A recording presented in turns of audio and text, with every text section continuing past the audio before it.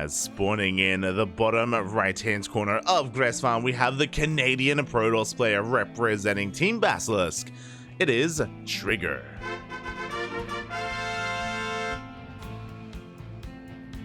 And spawning in the top left-hand corner of Grass Farm, we have the best player in all of Hong Kong. The Blue Zerg player representing the Juggernauts. It is GogojOey.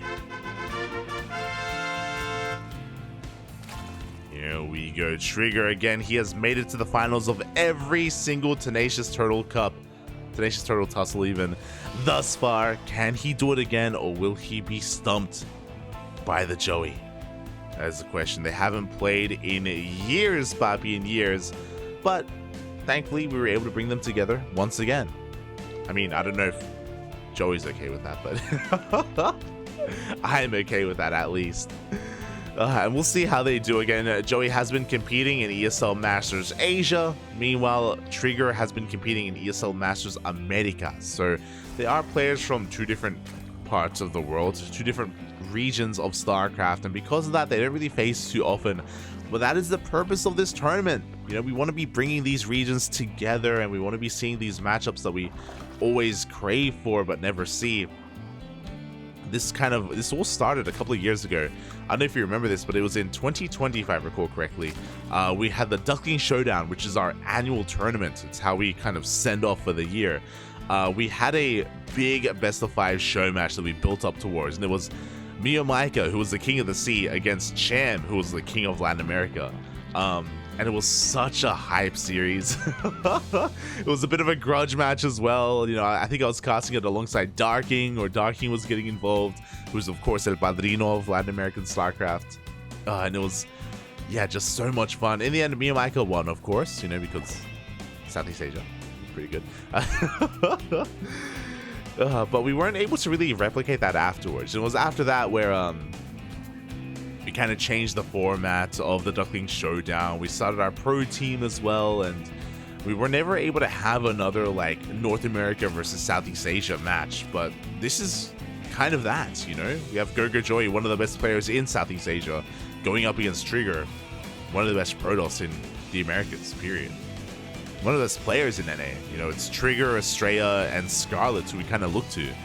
I know Neeb kind of announced his retirement, and I don't think he's taking part in the most recent tournaments, so, you know, it falls upon Estrella and Trigger to really lead the way for Protoss in NA.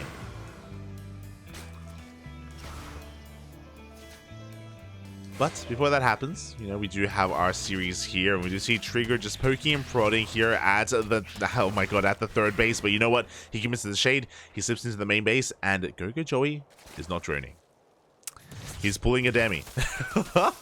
We already have Lings across the map, wreaking a little bit of havoc. We are flooding Lings as well, sending everything that we have across the map to try to catch Trigger off guard. There is no shield battery, by the way, and this Adept is going to be going down. Uh-oh. GogojOey cutting workers at 19. The Adept does fall. Boys are being pulled. Probes are falling left and right. Oh, GogojOey does pull back that Ling in the end. The Cybercore is exposed, and if this Cybercore goes down, there's no warp gate. We have one Adept coming out, but the surround of the surface area is too good. Warp gate will be denied. And the Lings, they just keep on coming. This one Adept has a lot of work to do. We have an Oracle as well, thankfully, and it is going to be activating its pulse, being taking down a lot of these Lings. Ooh. But the Lings are trying to bust them through. It looks like the whole position is too good. The Lings, that one Oracle and the Adept do so much damage. Well, the Oracle is now out of energy, and we are still not stopping. My god. Second gate goes down, third gate is on the third. We have a Void Ray on the way behind this that will be a little bit more consistent DPS, not reliant on energy. Lings are still looking for a way through. Now we have 2 Cybercores. We have 3, we have 4 Cybercores with nothing but Cybercores on the way. No gateways, who needs them? It's all about the Void Ray and the Adept. Oh my god. As GogojOey is desperately trying to bust through, but he just can't. Oh, we're not stopping though. We do rebuild the wall. We've got 2 gates on the way. Trigger was so quick to get that up and running. The Oracle is going to be moving out across the map. It's not going to be at home where it's needed because Banelings are rolling on in. And once again, the Adept falls. This time, the wall is not a wall. The Baneling! No! Oh my god. Does detonate here with the probes. Shield battery will go down, but now we have a second Void Ray. Can this work? Will this work? Once again, the warp gate is delayed, is denied, and the Lings, they bust into the main. Now, 2 Void Rays is pretty terrifying, I'll be honest. 3 Void Rays is a terrifying thing. I'm brought back to Starduck versus Ender a couple of years ago, where Starduck had 3 Void Rays in a dream, and he was able to somehow kill a 3-basing Zerg player. So GogojOey is going to have to back off and drone up, and we're going to kind of reset from here. And I'm really concerned for GogojOey, because even though he did a lot of damage, these 3 Void Rays, they can kill a queen, they can kill a 3rd base. There's no creep connecting the bases. There's only 2 queens available. This is going to be scary here. The Lings, though, they counterattack. They force the Void Rays to stay at home. He's going for the Cybercore again. Wow, and he does. The Warp Gate is never going to finish. But more importantly, these Void Rays, they do stay back at home. But now we have 4 Void Rays. I think Trigger's in a better position. He's down in workers. He has no tech. But 4 Void Rays, they're going to overwhelm these 2 queens. And that's all we have. That is all the anti-air we have. The Void Rays, they show up. The queens are going to try and hold on, but no, they go down. GG gets called, and Trigger takes game number 1. Was a tough one. Was a tough hold, but again, the Void Rays reign supreme. We have seen these situations before where even if a Protoss player loses all their workers and has to rebuild from scratch, again, in that game, I think Starduck went down to 3. Starduck went down to 3 probes. it was crazy. It was crazy. It's happened before, Poppy. It's happened before.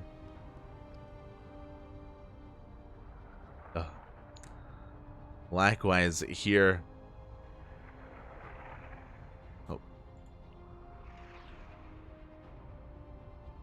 Likewise here, Trigger, he had gone down to 20 workers, but the power of the Void Ray was too good, too powerful.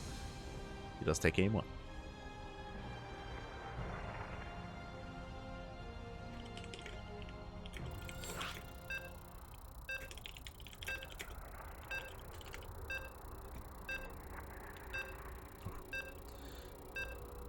Here we go.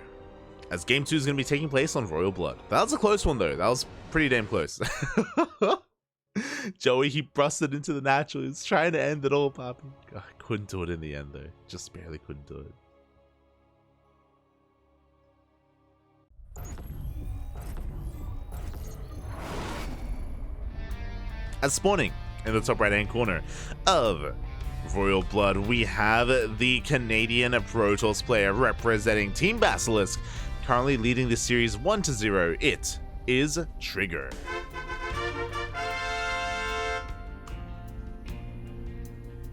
And spawning in the bottom left-hand corner of Royal Blood, we have its opponent. We have the best player in all of Hong Kong, the blue Zerg player representing the Juggernauts. It is GogojOey.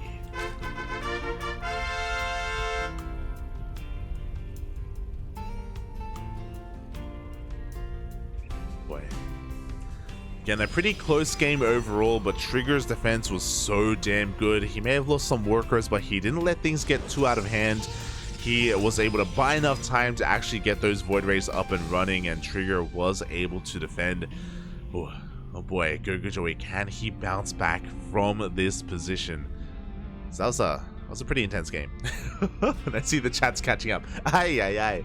Gah, Bobby, gah. Also, I just got an update. We have our lower semifinals ready for us as well. Eric did take down Reaper 2-1, and Ranger also took down his opponent AD Gilliup 2-0 as well. So Eric versus Ranger will be up next after this series.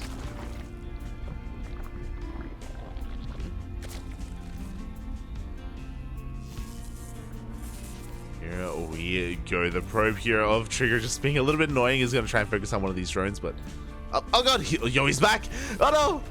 He wants it! He's gonna get it! Oh my god.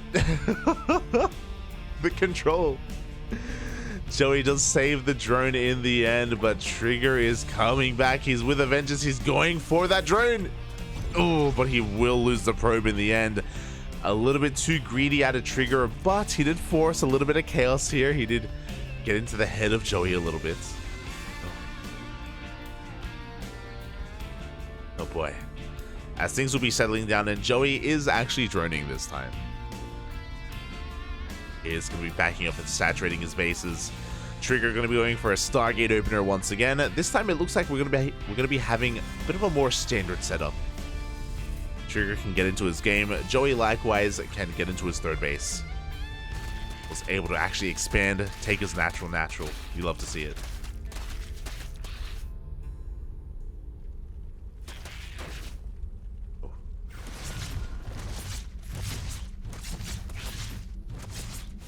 Yeah, we'll see how this all does transpire.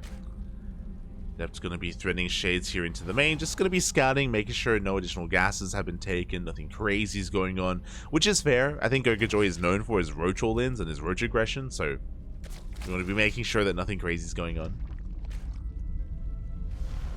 Back at home, we've got our first Oracle on the way. As a Trigger is getting into a standard setup, and GogojOey likewise is just going to be droning up, saturating his bases, nothing too crazy. Really, things start to diverge once Trigger decides to take a second, take a third Oracle, what his transition is going to be as well, whether he goes into Blink Stalkers or Charge instead. They are both viable options here for Trigger. Before that does occur, of course, going to be taking his third. Lings, they get eyes on this. They're not going to be able to delay it. He's going to be able to get up and running. And the Oracle is looking for that damage. Oh, we do catch some of these transferring workers. Unfortunate here for Joey. Nothing here at the third base either.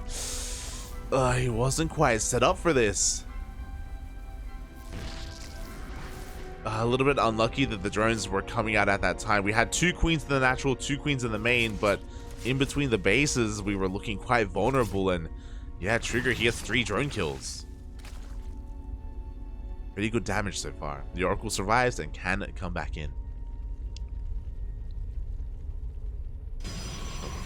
Meanwhile, Trigger is going for his transition. We have that Forge and Twilight Council on the way. We have a bit of a gateway explosion. We're just working up towards 4 gates in total. So everything's looking quite normal here. We're taking our gases. This should be for Blink and +1. As we only went up to 2 Oracles, not 3, so we don't have the best support for these Stalkers.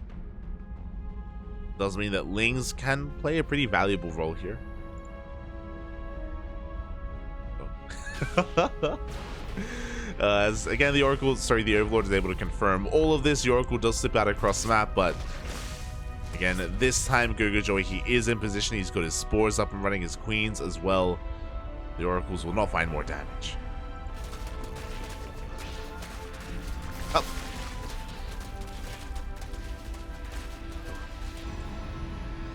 And we're going to be able to get into the mid-game. GogojOey's got his 4th on the way, has been relatively passive all around. Our Evo Chamber's late. This is the big thing that concerns me. Like, GogojOey has a decent gas bank right now, and a big reason for that is because this Evo Chamber should have been earlier. We should have been getting into +1 melee or +1 range far faster here, faster than even the upgrades of Trigger. So Trigger's gonna have a pretty substantial upgrade lead. Meanwhile, there we go. It is gonna be for +1 range. We're gonna be going for a more heavy road. Never mind. I assumed we were going to be going for a more heavy roach composition, but as the Stalkers reveal themselves, we are going to be going for a +1 melee instead.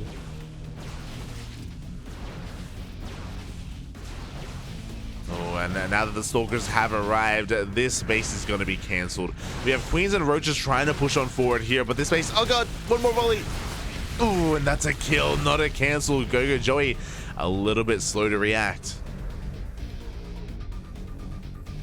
a little bit slow to respond. And behind this Trigger, he's getting his own fourth base up and running. Oh, getting fully operational. And GogojOey is hurting after that. You know, he's down in bases, he's down in economy. He has a decent army, but Trigger is going to be able to snowball from here.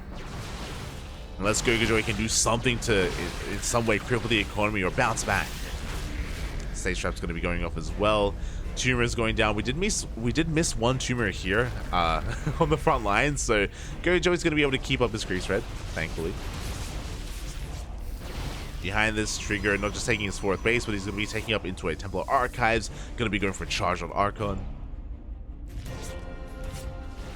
Interesting that he's not going to be hard committing into Mass Blink Stalker. Like, he's got a pretty strong Stalker force right now, to be fair, but he's going to be taking out of this. Meanwhile, the Roach Ravager trading quite well, picking off Stalker after Stalker. God, we don't have any Immortals, we don't have any Disruptors either. Zealots, they're coming in from behind. And it looks like GogojOey doesn't have enough to break through. Miles is going to be forcing a split, but we blink on forward, and we're going to be losing a lot of Roach Ravager here in the retreat.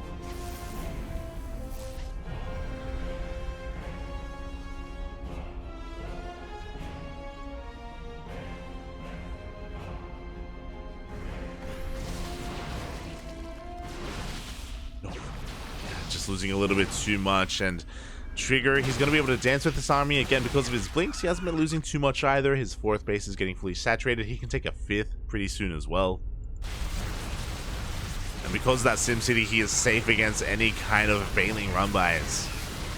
But GogojOey, he wants to go for the second round. He wants to break on through and get on top of this army.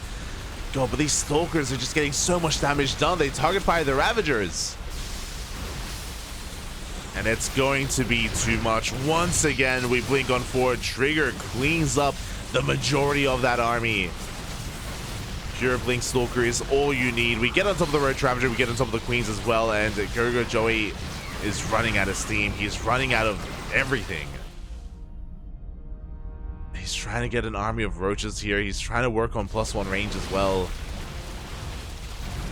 He's taking the gold as we speak. Oh my god. But I don't think he's going to be able to saturate it because Trigger, he smells blood. He's reinforcing here with a just Mass Blink Stalker. +2 is kicked in. GG gets called, and Trigger takes the series 2-0. GG. It was a rough start for GogojOey, losing that fourth base the way that he did. And from that moment, Trigger had a lot of momentum. Likewise, though, Game 2 was still really close as well, so massive shout out to GogojOey here for his performance, for making it this far. Alas, Trigger is one of the best players in North America, and he was the favorite for a reason. Really solid defensive play from Trigger in Game 1, and aggressive play in Game number 2. GG. Well played.